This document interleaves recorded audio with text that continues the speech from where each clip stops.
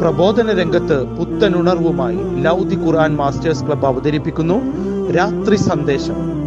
എന്നും രാത്രി 9 മണിക്ക് യൂട്യൂബിലൂടെ പ്രസംഗ പരിശീലന കളരിയിലെ പഠിതാക്കൾ നിങ്ങൾക്കായി ഒരുക്കുന്നു. കേൾക്കുക, പ്രബുദ്ധരാവുക, മറ്റുള്ളവരിലേക്ക് എത്തിക്കുക. എൻ്റെ ശബ്ദം ശ്രവിക്കുന്ന മാന്യ ശ്രോതാക്കളെ, അസ്സലാമു അലൈക്കും വറഹ്മത്തുള്ളാഹി വബറകാതുഹു. അള്ളാഹു മനുഷ്യന് നൽകിയിട്ടുള്ള ഏറ്റവും വിലപ്പെട്ട അനുഗ്രഹങ്ങളിൽ ഒന്നാണ് സമയം. പണവും സമ്പത്തും നഷ്ടപ്പെട്ടാൽ വീണ്ടും നേടിയെടുക്കാൻ സാധിക്കും. എന്നാൽ ഒരിക്കൽ ഒഴിഞ്ഞു പോയിട്ടുള്ള അല്ലെങ്കിൽ കഴിഞ്ഞു പോയിട്ടുള്ള ഒരു നിമിഷം പോലും തിരികെ കൊണ്ടുവരാൻ ആർക്കും സാധിക്കുകയില്ല. അതുകൊണ്ട് തന്നെ ഇസ്ലാം സമയത്തിന് അത്രയേറെ പ്രാധാന്യം നൽകുന്നുണ്ട്. അള്ളാഹു വിശുദ്ധ ഖുർആനിൽ പറയുന്നു, കാലത്തെ തന്നെയാണ് സത്യം, തീർച്ചയായും മനുഷ്യൻ നഷ്ടത്തിലാണ്.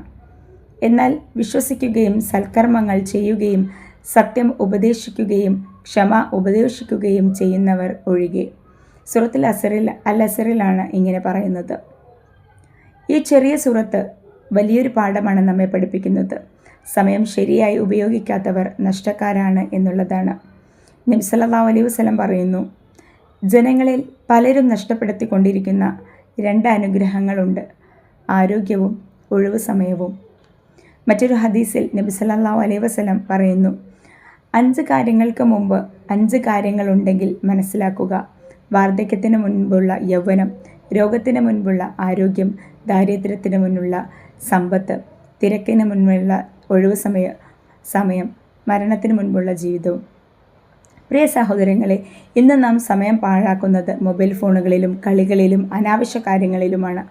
എന്നാൽ ഒരു മുസ്ലിമിൻ്റെ സമയം ഖുർആൻ പാരായണത്തിനും നമസ്കാരത്തിനും പഠനത്തിനും മാതാപിതാക്കളെ സേവിക്കുന്നതിലും സമൂഹത്തിൽ ഉപകാരപ്പെടുന്ന കാര്യങ്ങൾ ചെയ്യുന്നതിലുമാണ്.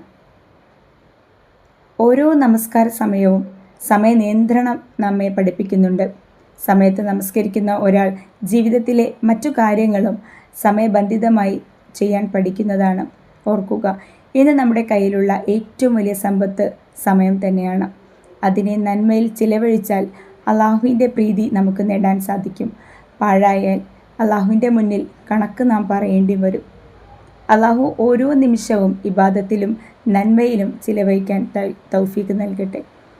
അത്തരത്തിലുള്ള ആളുകളുടെ കൂട്ടത്തിൽ, സത്യവിശ്വാസികളുടെ കൂട്ടത്തിൽ, ഒഴിവു സമയങ്ങൾ നല്ലതിന് ഉപയോഗിക്കുന്ന ആളുകളുടെ കൂട്ടത്തിൽ നമ്മെ എല്ലാവരെയും അല്ലാഹു തആല ഉൾപ്പെടുത്തുമാറാകട്ടെ.